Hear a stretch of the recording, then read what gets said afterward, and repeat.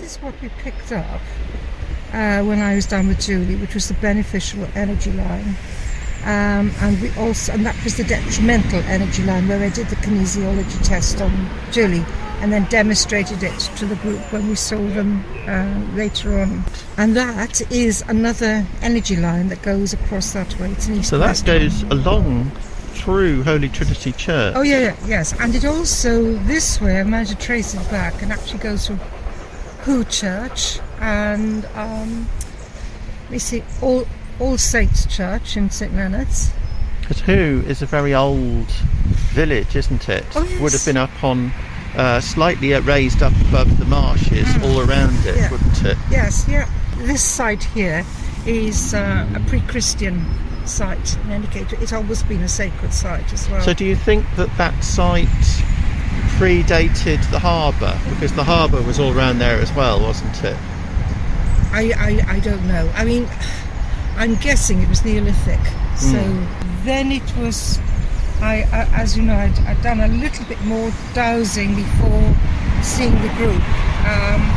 And I'd found about 3 or 4 plague pits, which is where these detrimental lines had come from. This actually is where Holy Trinity is, and those are the 2 detrimental lines. And I managed to trace them back and then realised that there were plague pits there. And then with further dowsing, and I think there's something like about 15 plague pits there, maybe 17, which is astonishing. And out of interest, I dowsed where the river was in the 15th century. I mean, I don't know where it is now, because I haven't done any on-site dowsing, but that's where it was then. And I noticed that there's no plague pits which were east of the river. So they're all here, but of course this would all have been waste. If you pick up graves, you think about graves.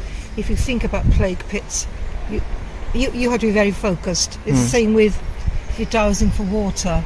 If you're dowsing for water, that's just not enough. You've got to say, I want to pick up underwater pipes, or I want to pick up a landline, or I want to pick up the river. You have to be very specific.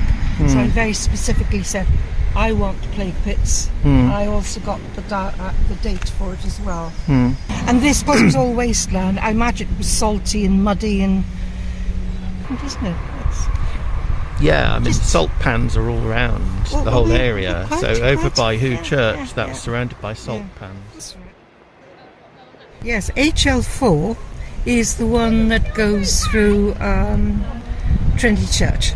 And there's a little triangle, if you imagine. There's the triangle, I don't know if you can see it, but that's it, what goes through there. Yeah. So tell me again what these lines converge upon. There's some point here. I traced that line back, to here, and I also traced. I said, is there a line going through the castle?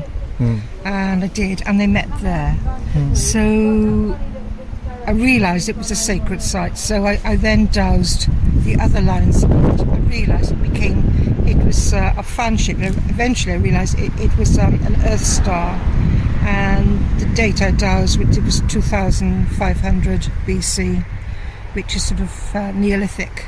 And of course the coast would have been right up to here, and this was standing on the cliff overlooking the sea. Right, so yes, just to say that again, yes, in 2500 BC or before, this would all have been it was a sacred site before then, but in Neolithic time, 2500, it was marked by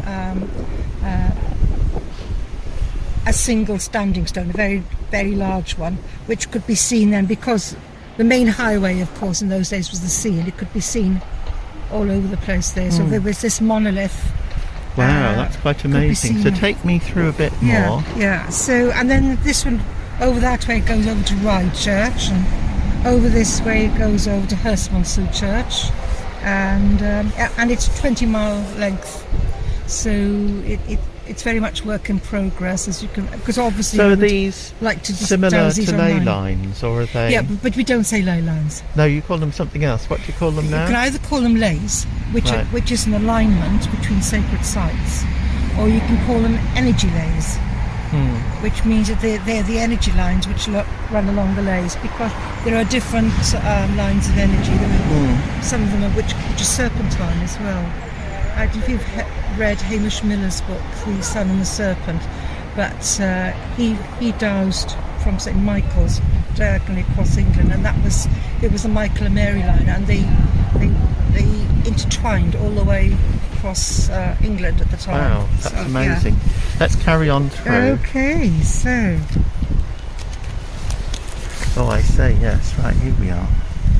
This was a lot of fun. Haven't finished it yet. Yeah. These are the 18th century smugglers' passages. So these are really broad, aren't they? Yes. They look really wide. How could that? Well, I don't know. I mean, some of them are wide enough to take a cart and donkey.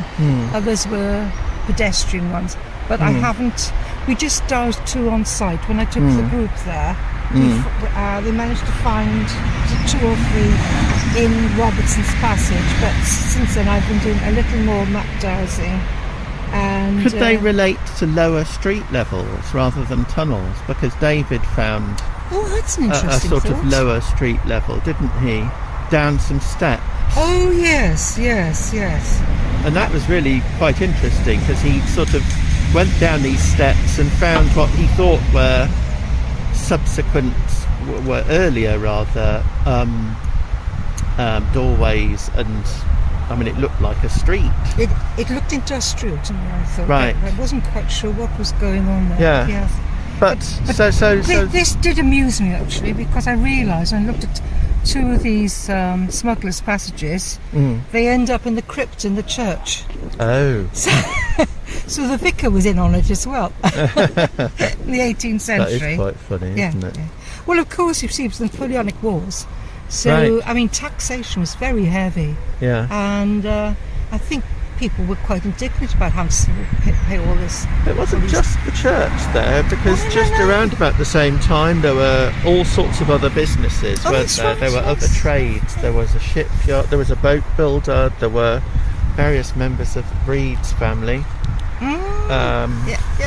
which we can't attribute any misdeeds to, but and you've also here got the river coming through as well. Yes, well, I think that, yes, and I thought that was quite interesting, because again, made me realise it's comparatively easy then to just go river and, you know. So a relationship between the river or the estuary or the increasingly harbour so, and these smuggling passages. Yes.